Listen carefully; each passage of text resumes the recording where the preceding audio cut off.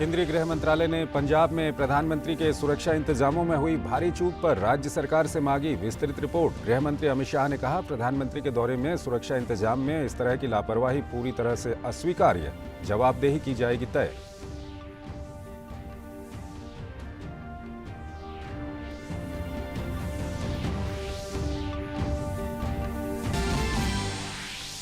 देश में 3 दिन के भीतर 1 करोड़ से ज्यादा किशोर किशोरियों को लगी कोवैक्सीन की पहली डोज। अन्य आयु वर्ग के लिए जारी टीकाकरण अभियान के तहत अब तक 148 करोड़ 58 लाख से अधिक टीकों की दी जा चुकी है खुराक। कल शाम 7 बजे तक 82 लाख से अधिक टीके लगाए गए।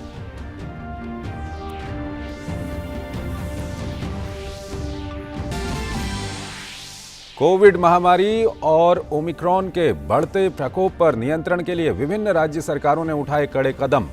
तमिलनाडु, बिहार, उत्तर प्रदेश और जम्मू कश्मीर में आज से रात्रि कर्फ्यू लागू।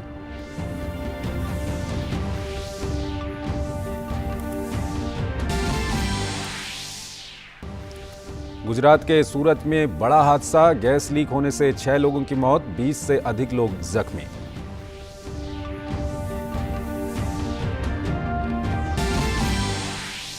और जोहानिसबर्ग टेस्ट में भारत के खिलाफ दक्षिण अफ्रीका की पकड़ मजबूत, जीत से सिर्फ 122 रन दूर। वहीं भारत को झटकने होंगे 8 विकेट। और आइए अब खबरों को विस्तार से देखते हैं। पंजाब में फिरोजपुर में प्रधानमंत्री नरेंद्र मोदी की प्रस्तावित रैली में सुरक्षा में चूक के कारण इसे रद्द कर दिया गया। गृह मंत्रालय ने इसे संज्ञान में लेते हुए पंजाब सरकार से विस्तृत रिपोर्ट मांगी है। मंत्रालय ने इस चूक की जिम्मेदारी तय करने और दोषियों के खिलाफ कड़ी कार्रवाई करने को भी कहा है। गृह मंत्री अमित शाह ने एक ट्वीट में कहा कि प्रधानमंत्री के दौरे में सुरक्षा इंतजाम में इस तरह की लापरवाही पूरी तरह से अस्वीकार्य है। इसकी जवाबदेही तय की जाएगी। उन्होंने कहा कि पंजाब में जो कुछ हुआ वो कांग्रेस की सोच और उसकी कार्यप्रणाली को दर्शाता है। देश में 3 दिन के भीतर 1.25 करोड़ से ज्यादा किशोरों को कोरोना रोधी वैक्सीन की पहली डोज लगा दी गई है। पहले दिन से ही वैक्सीन लगवाने को लेकर किशोर किशोरियों में बहुत उत्साह दिख रहा था। केंद्रीय स्वास्थ्य मंत्री मनसुख मंडाविया ने कहा कि 15 से 18 वर्ष आयु वर्ग के 1 करोड़ से ज्यादा किशोर किशोरियों को कोरोना रोधी वैक्सीन की पहली डोज दे दी गई है। मंडाविया ने इस आयु वर्ग के किशोर किशोरियों से जल्द टीका लगवाने की अपील भी की है। किशोर किशोरियों का टीकाकरण 3 जनवरी से शुरू हुआ था।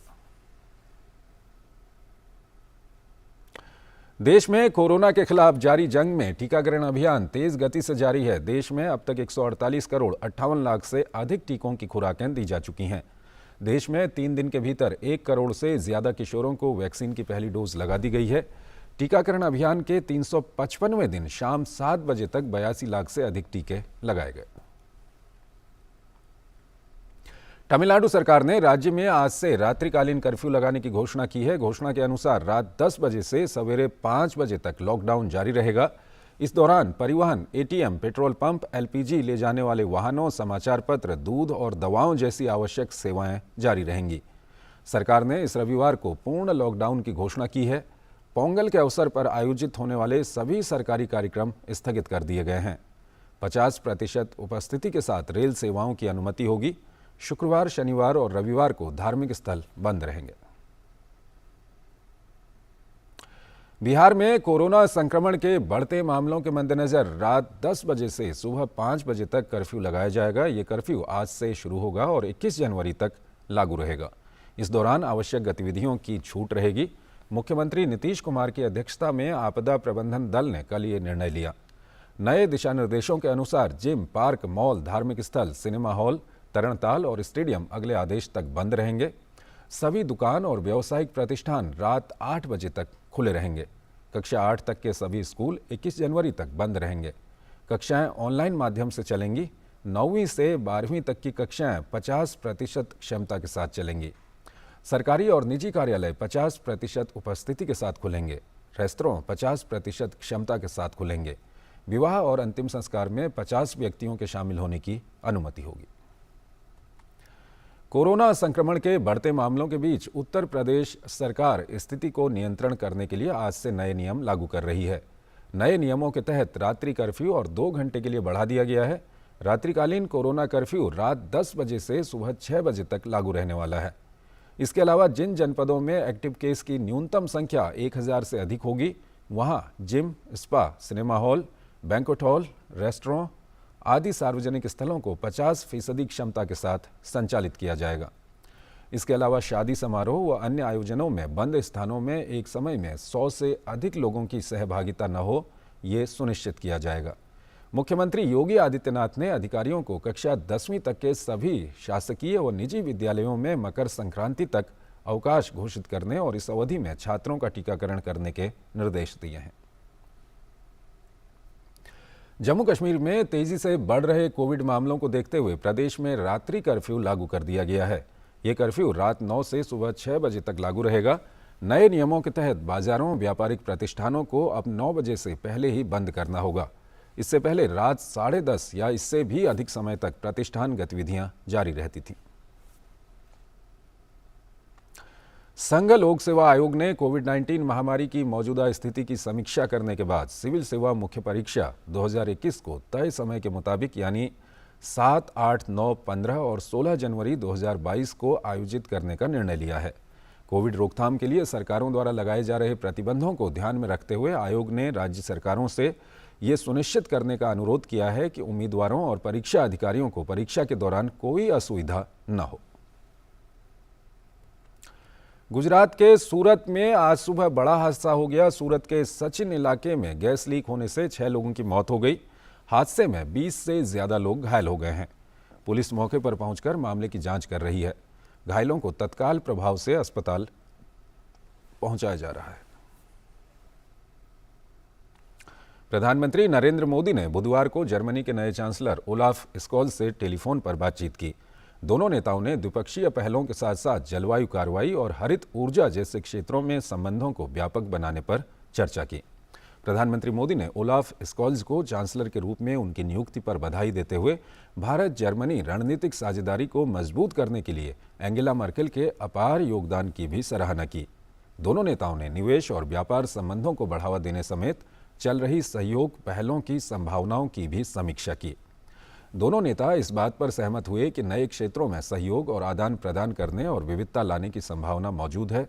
प्रधानमंत्री ने चांसलर स्कॉल्ज और जर्मन लोगों को नए साल की शुभकामनाएं दी और द्विपक्षीय अंतर सरकारी परामर्श की अगली बैठक के लिए जल्द ही उनसे मिलने की उम्मीद जताई।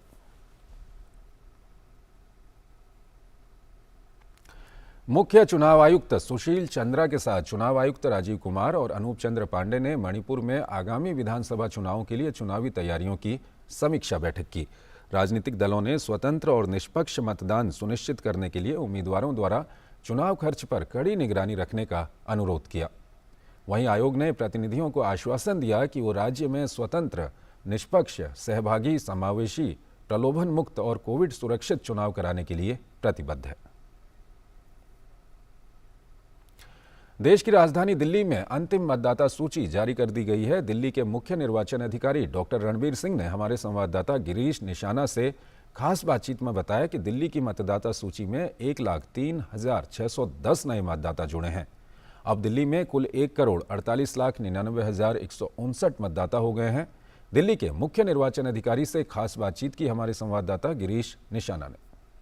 दिल्ली निर्वाचन कार्यालय ने अपनी फाइनल मतदाता सूची जारी कर दी है। कितने मतदाता बने हैं दिल्ली के अंदर, इस पर ज़्यादा बात करने के लिए हमारे साथ मौजूद हैं दिल्ली के मुख्य निर्वाचन अधिकारी डॉक्टर रणबीर सिंह। 5 जनवरी 2022 को हमने दिल्ली की मतदाता सूची का अंतिम प्रकाशन यानी कि फाइनल पब्लिकेशन किया है। टोटल वोटर्स हैं वो 1,48,99,159 हैं। इसमें मेल वोटर्स हैं 81,38,593, फीमेल वोटर्स हैं 67,59,534, जो थर्ड जेंडर वोटर्स हैं हमारे पास वो हैं 1,032। इसके अलावा 12,116 सर्विस वोटर्स भी हैं और 18 से 19 साल यानी कि जो नए मतदाता जुड़े हैं जो कि 1 जनवरी 2022 तक 18 साल के हुए हैं, उनकी संख्या 1,15,146 है। और जेंडर रेशो जो कि पिछले साल जो जनवरी में हमारी मतदाता सूची का प्रकाशन हुआ था उस वक़्त हमारी जेंडर रेशो 826 थी, जो अब बढ़कर 831 हो गई है। पिछली मतदाता सूची और अब की इसमें दोनों की तुलना की जाए तो कितना फ़र्क पड़ा है, कितने मतदाता बढ़े हैं? जी, अगर हम अपने ड्राफ्ट रोल, जो कि हमने 1 नवंबर को ड्राफ्ट रोल पब्लिश किया था, उससे मैं तुलना करता हूँ तो इसमें 1,03,610 वोटर्स का इजाफा हुआ है। सर, काफ़ी ऐसे मतदाता होंगे जो अभी भी छूट गए होंगे, जिन्होंने अप्लाई नहीं किया होगा, उनके लिए क्या कहना चाहेंगे? जी, उनके लिए ये कहना चाहूँगा कि आज से हमने अपना कंटिन्यूअस अपडेशन, यानी कि मतदाता सूची का निरंतर अपडेशन जो है वो कार्यक्रम हमने आज से शुरू कर दिया है। और अगर आपने नाम अभी तक नहीं जुड़वाया है लेकिन आप 18 साल या उससे ऊपर हैं, 1 जनवरी 2022 या उससे पहले, 1 जनवरी 2022 के बाद अगर आप 18 साल के हो रहे हैं तो अभी आपकी पात्रता नहीं है, लेकिन 1 जनवरी 2022 या उससे पहले अगर आप 18 साल के हो चुके हैं तो आप वोटर बन सकते हैं। आप उसके लिए फॉर्म 6 भर के जमा कराएं। फ़ोटो, एज प्रूफ और रेजिडेंस प्रूफ आपको साथ में लगाना होता है। और ये अपना फॉर्म भरने के लिए आपको कहीं जाने की ज़रूरत नहीं है, कोई परेशान होने की ज़रूरत नहीं है। आपको एक हमारी ऐप है जिसको हम वोटर हेल्पलाइन ऐप कहते हैं, VHA से आप याद रख सकते हैं, वोटर हेल्पलाइन ऐप। वो एंड्रॉयड पे भी उपलब्ध है और iOS पे भी उपलब्ध है। आप उसको अपने मोबाइल फ़ोन पे डाउनलोड कर लें और उसके माध्यम से फॉर्म 6 जमा करा सकते हो। लोकतंत्र के पर्व में अपनी हिस्सेदारी निभाइए।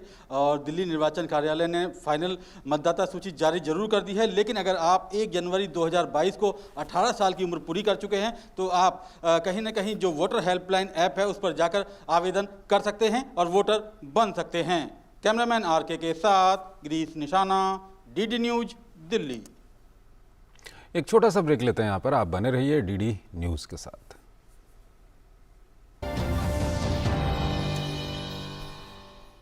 होंगे बच्चे स्वस्थ भले फूलेगा बचपन, इन्हें पिलाओ मुगली घुट्टी 555।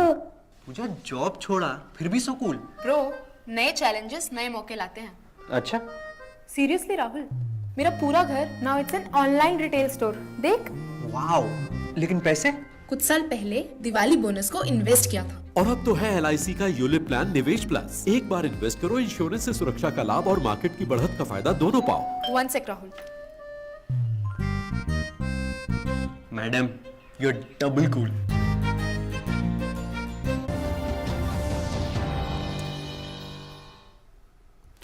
स्वागत है आपका ब्रेक के बाद। भारत म्यांमार संबंधों को गति देने के लिए भारतीय रेलवे ने बड़ा कदम उठाया है। रेलवे ने भारत और म्यांमार को जोड़ने वाली नई ब्रॉडगेज लाइन के निर्माण के लिए 111 किलोमीटर लंबे इम्फाल मोरहे खंड के अंतिम अवस्थिति सर्वेक्षण को मंजूरी दे दी है। रेल मंत्री अश्विनी वैष्णव ने बुधवार को अपनी इम्फाल यात्रा के दौरान रेलवे परियोजनाओं का हवाई निरीक्षण किया और मोरहे तक नई लाइन के लिए सर्वेक्षण का आदेश दिया। इस परियोजना में इम्फाल को गुवाहाटी से जोड़ने वाली देश की सबसे लंबी रेल सुरंग भी शामिल है।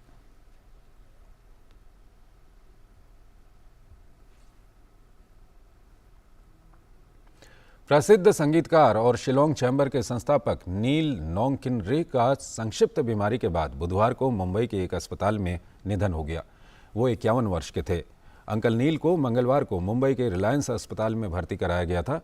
समूह के एक प्रवक्ता ने जानकारी दी कि उनका एक सर्जरी के बाद निधन हो गया।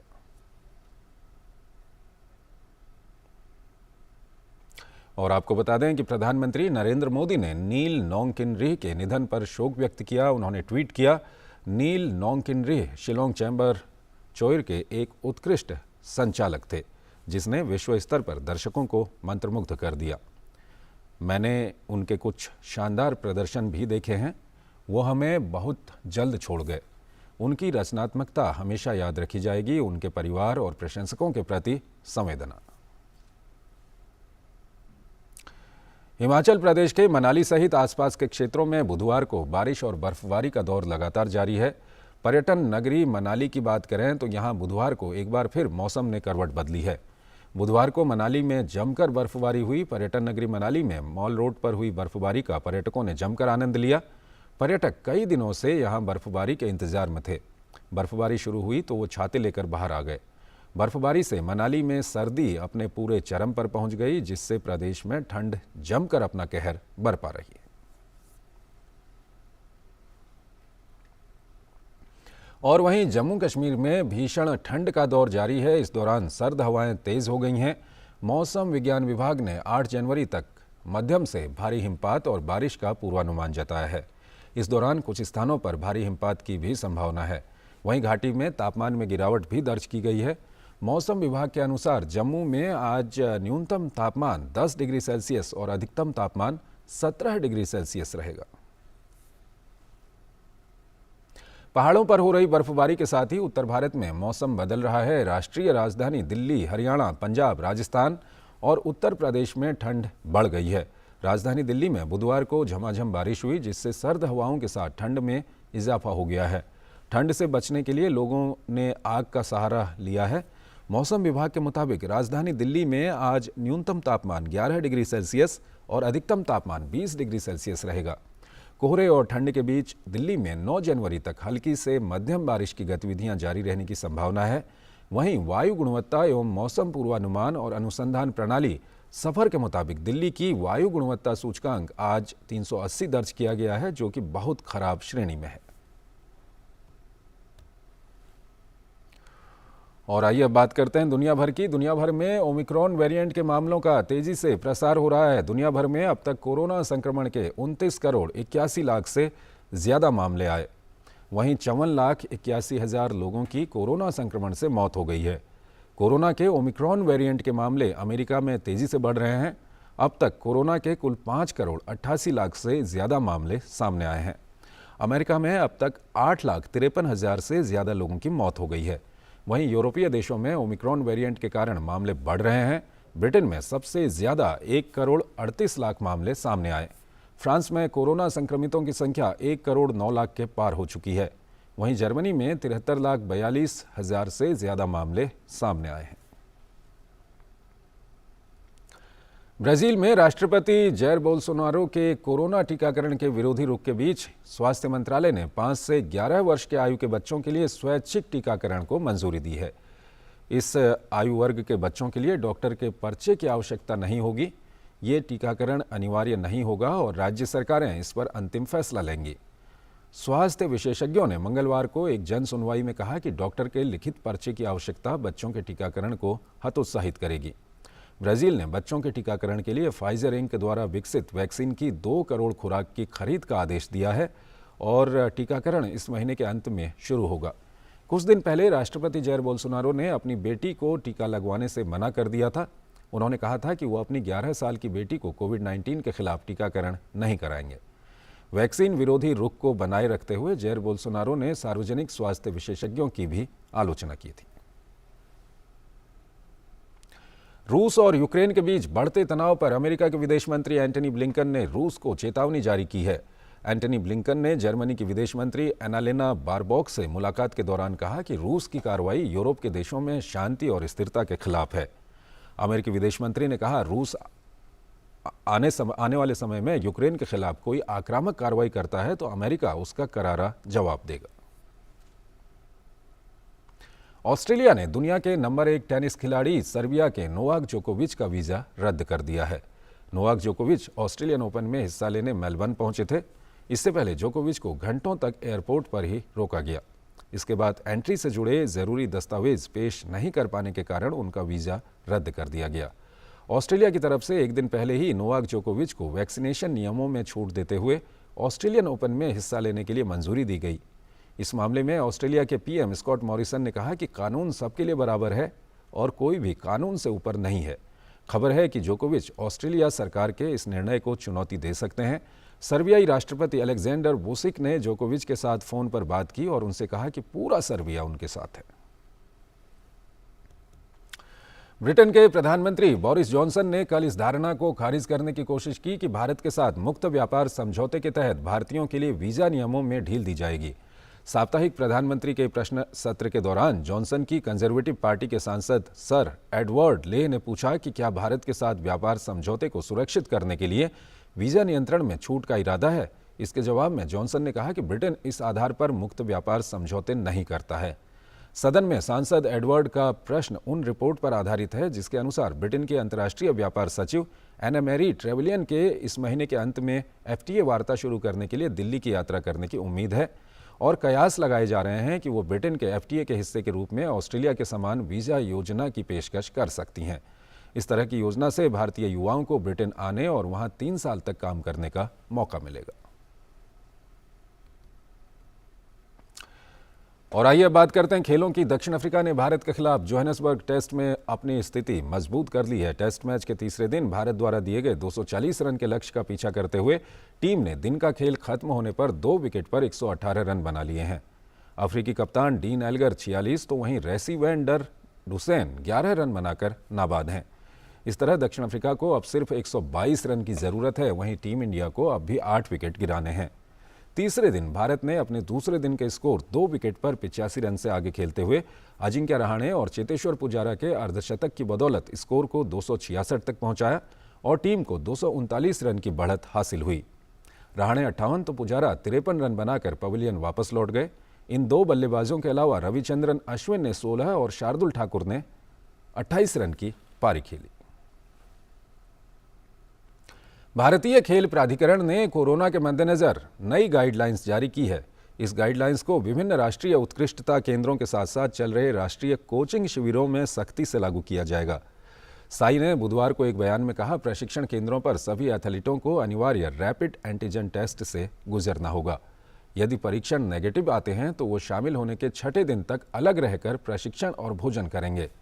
पॉजिटिव आने वाले एथलीटों को RT-PCR टेस्ट से गुजरना होगा और उन्हें आइसोलेशन में भेज दिया जाएगा, जबकि नकारात्मक परीक्षण करने वाले एथलीट सामान्य प्रशिक्षण जारी रखेंगे। लीग कप सेमीफाइनल के पहले लेग का मुकाबला, जो कि आज लिवरपूल और आर्सेनल के बीच आयोजित होना था, को कोविड के बढ़ते मामलों के चलते स्थगित कर दिया गया है। दरअसल लिवरपूल क्लब में कोविड मामलों की बढ़ोतरी के बाद क्लब की ओर से EFL से आग्रह किया गया था कि 6 जनवरी को होने वाले मुकाबले को रिशेड्यूल कर दिया जाए, जिसके बाद इस मुकाबले को स्थगित करने का फैसला लिया गया। अब पहला लेग 13 जनवरी को एनफील्ड में आयोजित होगा, जबकि दूसरा लेग एमिरेट्स में 20 जनवरी को होगा। गौरतलब है कि लिवरपूल के खिलाड़ी एलिसन बेकर, रॉबर्टो फर्मिनो और जोएल मैटिप कोरोना से संक्रमित पाए गए थे। वहीं टीम के मैनेजर योर्गेन क्लॉप भी कोरोना संक्रमित हैं। भारत का गौरवशाली स्वतंत्रता संग्राम आधुनिक दुनिया के अब तक के सबसे महान संघर्षों में से एक है। स्वतंत्रता की गाथा के आज के संस्करण में हम आज हिंदी साहित्य के पितामह और हिंदी रंगमंच भारतेंदु हरिश्चंद्र को उनकी पुण्यतिथि पर याद कर रहे हैं। हम 14 साल की उम्र में भारतीय स्वतंत्रता आंदोलन में भाग लेने वाले नाटककार विजय धोंडोपंत तेंदुलकर को भी याद कर रहे हैं। और हम बरका जिला गुड़गांव हरियाणा के 3 निवासियों को भी याद करते हैं जिन्होंने 1857 के भारतीय स्वतंत्रता के पहले युद्ध में भाग लिया था। ये रिपोर्ट देखिए।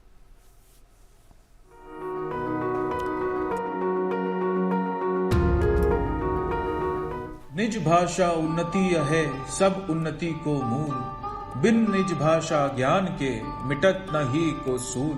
आज की कड़ी में हम श्रद्धांजलि दे रहे हैं स्वाधीनता सेनानी तथा हिंदी साहित्य और हिंदी रंगमंच के जनक भारतेंदु हरिश्चंद्र को।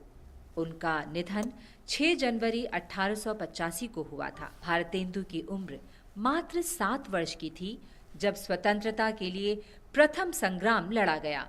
बालक हरिश्चंद्र के मन पर इस संग्राम का गहरा प्रभाव पड़ा। भारतेंदु हिंदी पुनर्जागरण के अग्रदूत थे। हिंदी देशी राष्ट्रवाद का श्रेय भारतेंदु को ही दिया जाता है। उन्होंने ऐसा जन आंदोलन चलाया जिसकी परिणति लोकप्रिय नारे हिंदी, हिंदू, हिंदुस्तान के रूप में हुई। उन्नति पूरी है तभी जब घर उन्नति होए। उनकी पत्रिकाओं में ब्रिटिश सरकार की दमनकारी नीतियों की कड़ी आलोचना की जाती थी। हरिश्चंद्र ने लोगों की दुर्दशा, देश की गरीबी, पराधीनता, अमानवीय शोषण, मध्यम वर्ग के असंतोष और देश की प्रगति के लिए ललक का प्रतिनिधित्व किया। उनके अंधेर नगरी नाटक का मूल सार अंधेर नगरी चौपट राजा, टके सेर भाजी, टके सेर खाजा है, जो अतार्किक और निरंकुश ब्रिटिश सरकार पर व्यंग है।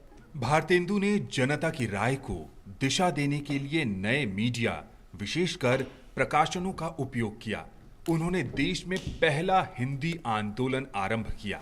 खड़ी बोली में लिखे उनके नाटक, कविताएं, गद्य और पत्रिकाएं उत्तर भारत में व्यापक रूप से वितरित किए जाते थे। खड़ी बोली को पहले आंतरिक बोली माना जाता था, लेकिन भारतेंदु की पत्रिकाओं के माध्यम से वो देश भर में शिक्षित जनता तक पहुंची।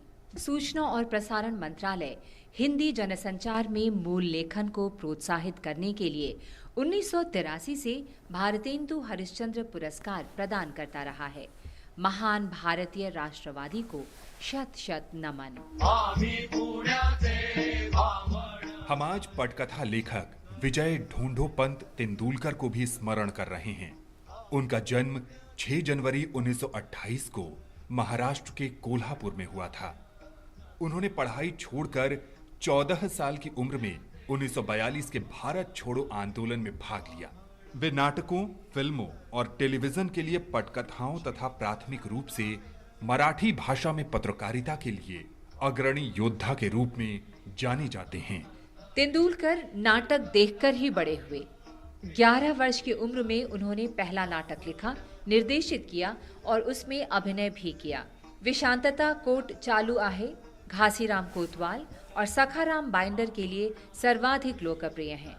उनके नाटकों के मुख्य विषय आधुनिक व्यक्ति के अलगाव से लेकर समकालीन राजनीति, सामाजिक व्यक्तिगत तनावों से लेकर मानवीय चरित्र की जटिलताएं, पुरुष महिलाओं के अन्वेषण से लेकर ऐतिहासिक घटनाओं की पुनः व्याख्या तक विस्तृत है। उनके ज्यादातर नाटकों में वास्तविक जीवन की घटनाओं या सामाजिक उथल पुथल से प्रेरणा ली गई है, जो कटु वास्तविकताओं पर स्पष्ट प्रकाश डालते हैं। उन्हें कई प्रतिष्ठित पुरस्कारों से सम्मानित किया गया। महान व्यक्तित्व को सादर नमन। आज हम वर्तमान हरियाणा में गुरुग्राम जिले के बड़का निवासी 3 वीरों को भी श्रद्धांजलि अर्पित कर रहे हैं। ये हैं चंडू मेव के पुत्र खुशीराम, मुबारक मेव के पुत्र आमिर और मलखान मेव के पुत्र रणबाज मेव। इन तीनों ने 1857 के प्रथम स्वतंत्रता संग्राम में भाग लिया था। उन्हें अंग्रेजों ने गिरफ्तार किया और राजद्रोह का मुकदमा चलाया।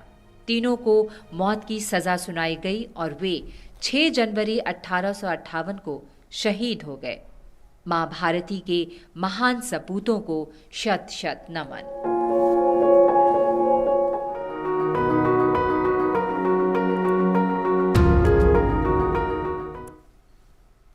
तो इस बुलेटिन में फिलहाल इतना ही। आप बने रहिए डीडी न्यूज़ के साथ। नमस्कार।